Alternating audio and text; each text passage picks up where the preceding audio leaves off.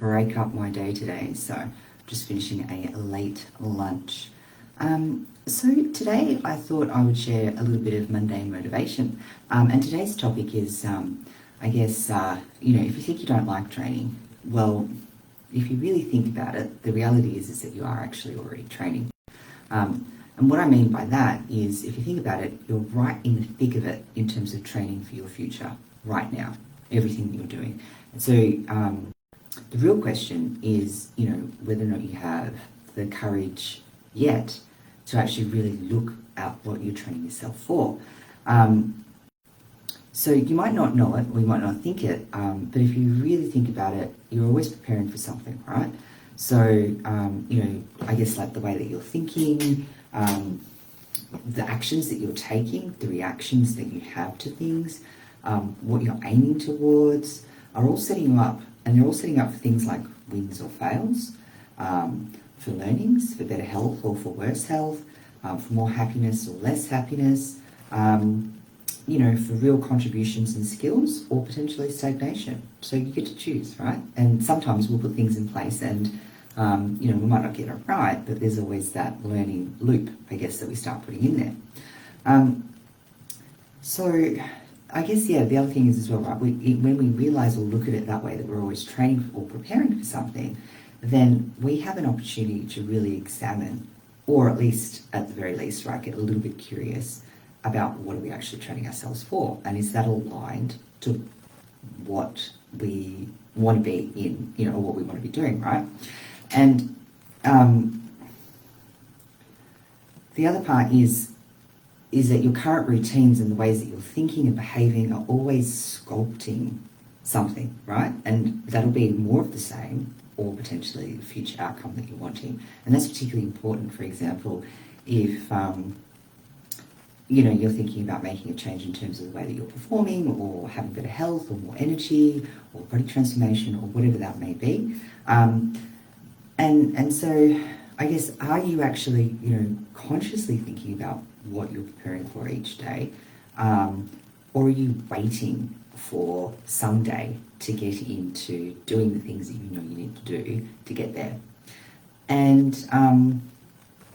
so once we've got this idea that we're already in training or preparing, then there's a couple of other tools that we can do. And one of the key ones that I like to approach this is because I love training, right? Mainly I like gym training because it's the easiest one for me. But self-reflection helps me a lot in terms of really understanding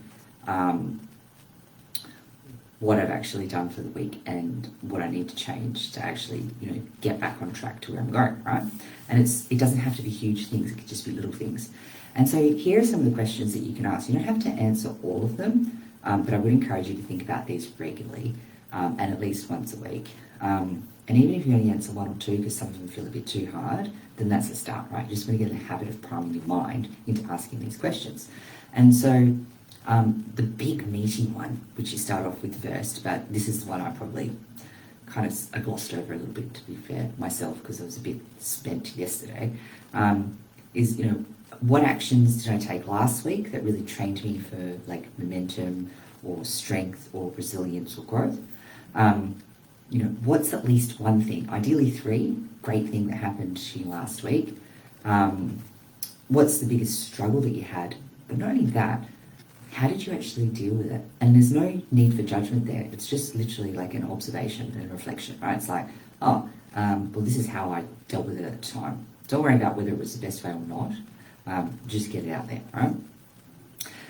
The other one is, what's one thing that you learned about yourself this week? I find that one really interesting. For me, actually, this week it was around, really kind of communicating where I'm at and kind of letting people in more around what I'm thinking. Usually helpful. Sometimes I'll start a conversation or a sentence midway through because I assume people can hear what's happening in my head. It's a good thing they can't, but yeah, anyway, not so helpful.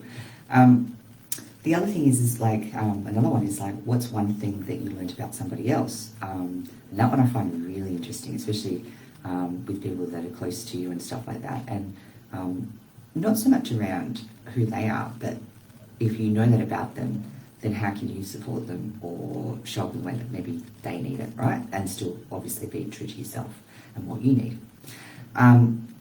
The other one that I like as well is, so what's one decision that I could have made last week to, basically live better or align better to my values or my goals?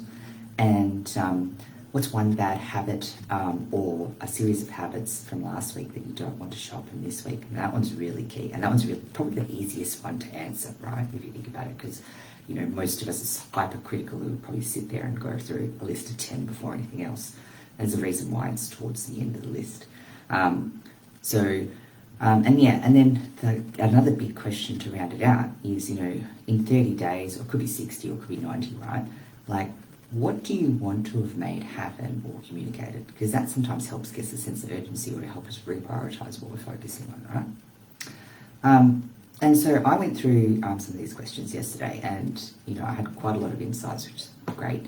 But for the sake of brevity, I'll just share one that kind of goes across some of those questions, right?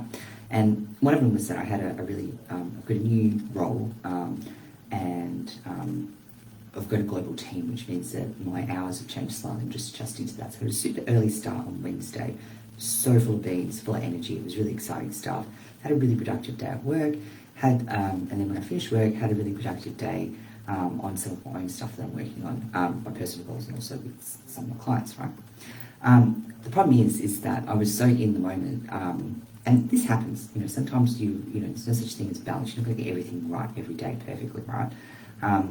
But what happens is I kind of really didn't do any of my minimum self-care stuff, and as a result, that really resulted in pretty much some poor sleeps for the rest of the week, and I really kind of hit a wall by the time I got to like Saturday night.